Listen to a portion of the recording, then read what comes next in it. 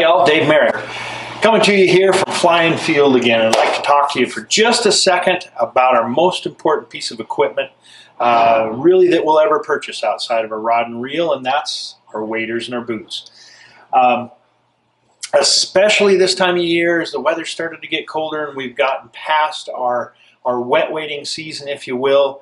Our waders, quite frankly, and ones that don't leak and ones that keep us comfortable and dry and warm, really are the difference between, well, going fishing and not going fishing. That's what makes them the most important piece of equipment we've got.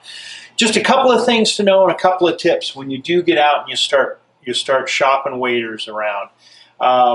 You may have noticed waders are going to range in price from on the low end about $200, on the high end as much as almost $1,000. There's several reasons for that.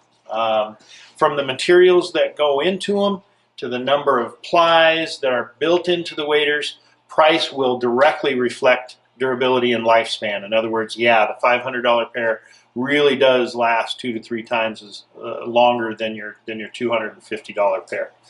How do you determine what makes sense as far as what kind of investment to make on your waders? That's really solely the amount of time and the amount of mileage, if you will, that you're going to put on your waders. The more you hike in them, the more time you spend in them, the more number of days you fish, that's going to justify more money spent. Again, the more expensive the wader, quite frankly, the more lifespan you'll get out of it.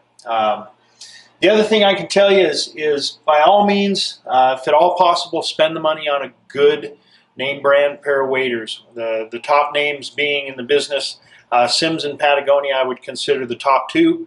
After all the other waders we've seen over the years, those are the two from service to durability to longevity of the company. Those of you out there who've had Simms waders, who've had Patagonia waders, Patagonia anything for that matter, knows what a great job that company does standing behind their product, and it's no different in the waders.